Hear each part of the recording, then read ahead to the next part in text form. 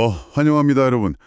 혹시 한겨울에 먹는 통통한 대게나 그 눈 펑펑 내릴 무렵 두툼하게 썰어낸 방어회가 왜 유독 입에서 살살 녹을 정도로 맛있는지 궁금해 본 적 없으신가요?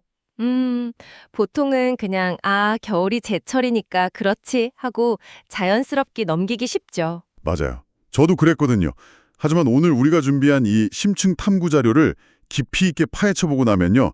여러분이 겨울 식탁을 바라보는 시선이 완전히 달라지실 겁니다. 오늘 우리의 미션은 단순한 생물학 수업이 아니거든요.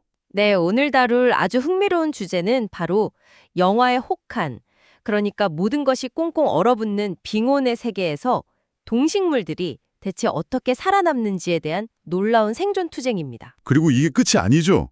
이 얼어붙은 세상의 처절한 생존법이 도대체 어떻게 우리 식탁 위에서 최고의 미식 경험으로 탈바꿈하는지 그 숨겨진 연결고리를 찾아내는 게 진짜 미션입니다. 아주 기대되는 여정입니다. 이 마법 같은 변화의 밑바탕을 제대로 이해하려면 먼저 생물학의 아주 우아한 개념 하나를 짚고 넘어갈 필요가 있습니다. 바로 호메오스타시스. 우리말로는 항상성이라고 부르는 현상이죠. 항상성. 미국 생리학자 월터 캐논이 명명했다는 그 개념 맞죠? 정확합니다. 외부 환경이 아무리 극단적으로 변하더라도 생명체가 자기 내부의 상태를 일정하게 유지하려는 아주 강력한 자기 방어 시스템을 말합니다. 기온이 영하로 곤두박질치고 수분이 막 싹 말라버리는 겨울은 생물에게 그야말로 죽음의 문턱에 서는 것과 같은 엄청난 스트레스거든요. 그렇죠. 하지만 생명은 그냥 가만히 얼어 죽기를 기다리진 않잖아요. 네, 본능적으로 내부 시스템을 풀가동해서 어떻게든 생명을 지켜냅니다. 오늘 살펴볼 모든 놀라운 현상들은 바로 이 항상성을 유지하려는 치열한 노력에서 시작되는 거죠. 좋아요. 그럼 이 흥미로운 내용을 식물들의 치열한 겨울나기부터 하나씩 풀어보죠. 우리가 식물이 얼어 죽는다고 표현할 때 식물 입장에서는 두 가지 치명적인 공격을 동시에 받는 거더라고요. 하나는 뚝 떨어진 온도 자체 때문에 세포가 파괴되는 한해고요. 그리고 또 다른 하나는 물이 다 얼어버려서 수분 공급이 끊겨 말라 죽는 건조해입니다. 한창 잎을 뻗으며 자라나는 일반적인 식물들은 기온이 영하 3도 정도만 되어도 그냥 버티지 못하고 죽어버리거든요. 그런데 한겨울 산봉우리에 있는 나무들을 보면 영하 20도의 눈보라 속에서도 끄떡없잖아요. 겉보기엔 그저 가만히 서 있는 것 같지만 사실 저 나무들의 세포 속에서는 엄청난 전쟁이 벌어지고 있는 거죠. 그렇습니다. 그 전쟁의 양상을 이해하려면 식물 세포와 동물 세포의 구조적인 차이를 먼저 봐야 합니다. 일반적으로 동물의 세포는 바깥쪽, 즉 세포 외부에 얼음 결정이 생기더라도 세포 외부만 얼지 않으면 생명을 유지할 수 있습니다.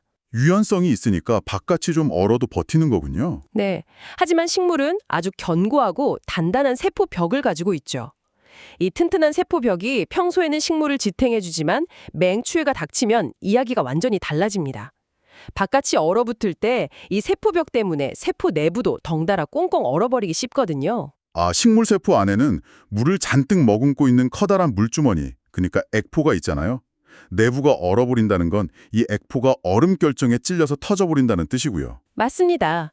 그렇게 되면 세포가 팽팽하게 유지하던 압력, 팽압을 잃고 순식간에 물렁물렁해지면서 파괴되는 겁니다. 안에서부터 붕괴하며 죽음을 맞이하는 거네요.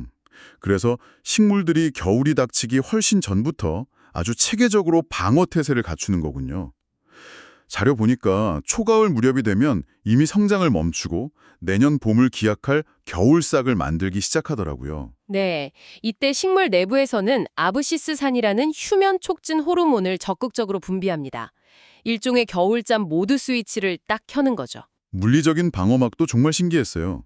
식물들이 마치 두꺼운 패딩을 껴입는 것처럼 새로 만든 겨울싹 표면을 솜털 같은 빽빽한 면모로 감싸거나 다갈색 비닐 모양 껍질로 겹겹이 두르잖아요. 심지어 끈적끈적한 수지를 분비해서 아예 바깥 공기와 완벽하게 밀봉을 해버리는 종류도 있죠. 영하의 칼바람과 지독한 건조함으로부터 자신을 철저히 격리하는 겁니다. 겉모습의 변화도 대단하지만 여기서 진짜 감탄이 나오는 지점은 현미경으로 들여다봐야만 알 수 있는 세포 내부의 미세구조 변화였어요. 네, 정말 매력적인 부분이죠. 겨울에 대비하는 초기 단계에 접어들면 세포 안에서 단백질을 합성하고 운반하는 골지체, 조면소포체 같은 소기관들이 일시적으로 크게 증가합니다. 방어용 물질들을 쉼없이 만들어내기 위한 일종의 공장 증설이라고 볼 수 있습니다. 그리고 앞서 말씀하셨던 그 거대한 물주머니, 액포의 극적인 변화가 일어나잖아요. 저는 그 뽁뽁이 비닐 비유가 진짜 너무 기발했어요. 커다란 풍선 하나는 바늘에 살짝만 찔려도 전체가 펑 터져버리지만 아주 작은 공기방울이 수백 개 모여있는 뽁뽁이 비닐은 바늘로 몇 개 찔러도 전체 모양이 유지되니까요. 맞아요. 식물세포도 똑같더라고요. 거대했던 액포 하나가 동결 파괴로 한 번에 날아가는 걸 막기 위해서 스스로 분열해가지고 아주 작고 수많은 다수의 액포들로 쪼개집니다. 세포 스스로 충격 흡수형 뽁뽁이로 변신하는 거죠. 텐능의 제목력은 정말 정이 없습니다. 그렇게 물리적 구조를 다 바꿨다면 이제 화학적인 방어선을 구축할 차례죠. 기온이 영하로 떨어지기 시작하면 세포 내부에 비축해두었던 전분, 즉 녹말 알갱이들이 분해되기 시작합니다. 이게 가장 결정적인 화학적 마법이잖아요. 고분자 상태인 전분을 분해해서 수크로스, 그러니까 우리가 흔히 아는 설탕으로 변환시키는 거예요. 네, 맹물은 0도에서 얼지만 달달한 설탕물은 훨씬 더 온도가 내려가야 얼잖아요. 식물이 얼어 죽지 않기 위해 자기 몸 안에 당도를 극도로 끌어올려서 어는 잠 자체를 낮춰버리는 것이 바로 핵심 생존 전략입니다. 진짜 신기하네요.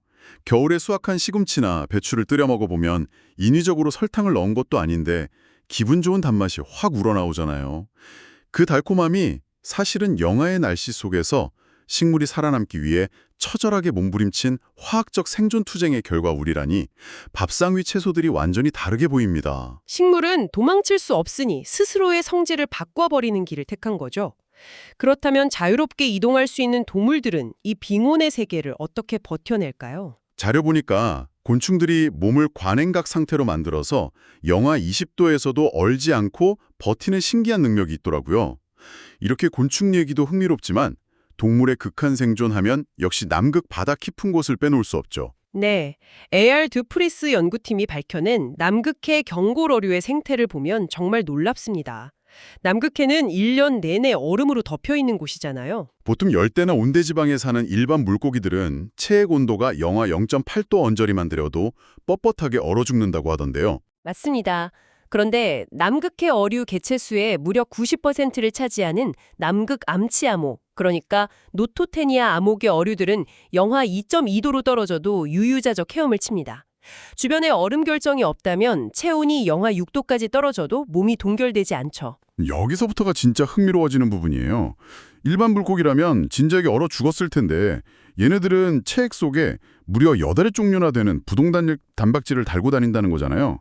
일종의 천연 부동액인 셈인데 이 원리가 너무 재밌었어요. 복잡한 화학식을 빼고 직관적으로 설명하자면 이 단백질의 수산기 부분, 그러니까 OH 부분이 일종의 갈고리나 찍찍이 같은 역할을 합니다. 물고기 몸속에서 얼음 결정이 막 자라나려고 할 때 이 수산기가 얼음 표면에 찰싹 달라붙어 버리죠. 얼음이 주변 물을 끌어당겨서 더 커지는 걸 아예 막아버리는 거네요. 아세틸기를 추가해서 그 수산기를 무력화시켰더니 부동 효과가 바로 사라졌다는 실험 결과도 명확한 증거고요. 네, 이것을 더 큰 진화의 관점과 연결해 보면 훨씬 더 기가 막힌 디테일이 숨어 있습니다. 이 부동 단백질들은 분자량이 아주 작아서 신장을 통해 소변으로 빠져나가기 쉽거든요. 극한의 추위 속에서 생존하기도 벅찬데 귀중한 단백질을 계속 잃어버리고 새로 만들려면 에너지가 낭비되잖아요.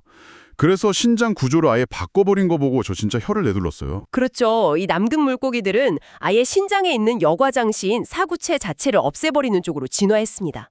단백질 제합성에 드는 에너지를 원천적으로 아끼는 겁니다. 멀쩡한 장기 기형을 퇴화시키다니 진짜 극단적인 효율성이네요.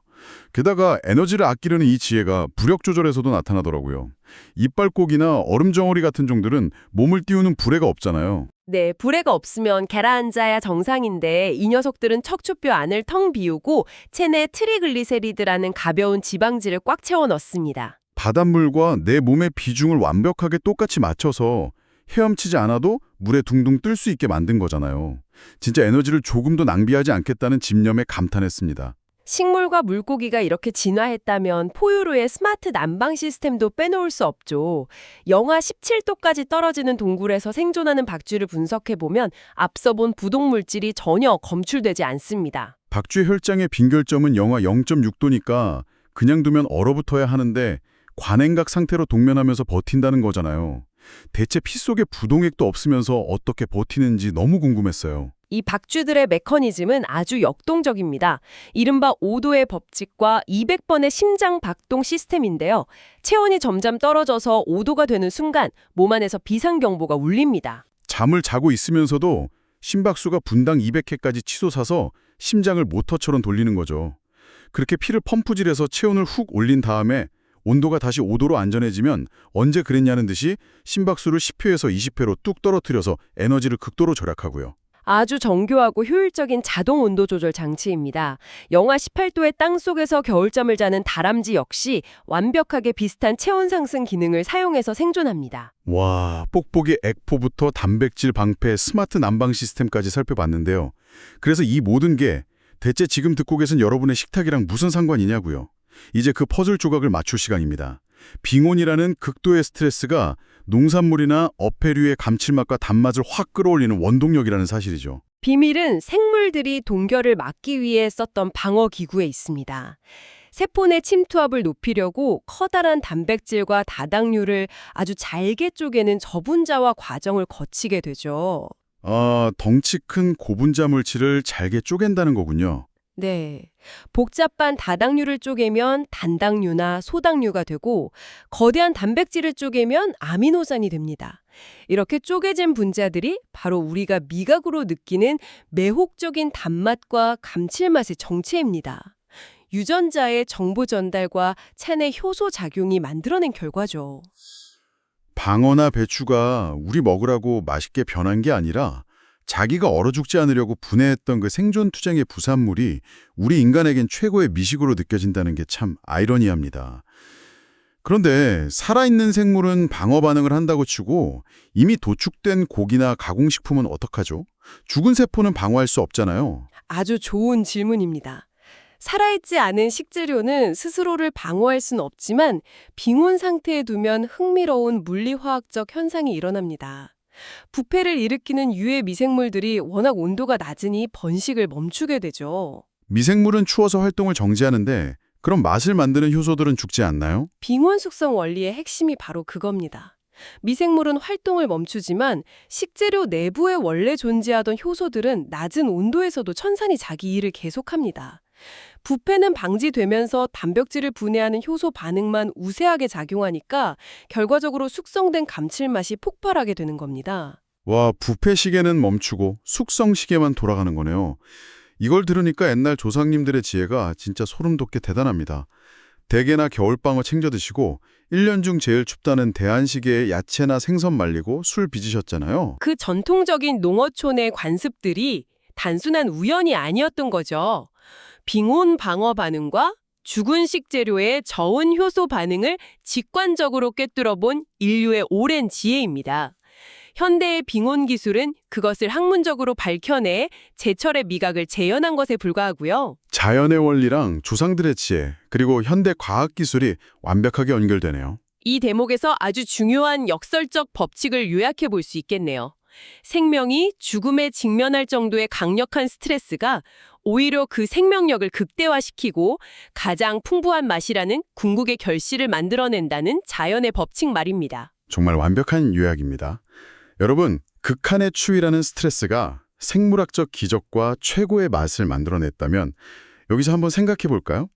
당신의 삶이나 우리 인류가 현재 마주하고 있는 다른 형태의 극한의 스트레스들, 예컨대 극심한 열이나 압력, 환경적 결핍 속에는 아직 우리가 발견하지 못한 어떤 놀라운 방어기구와 유익한 부산물이 숨겨져 있을까요?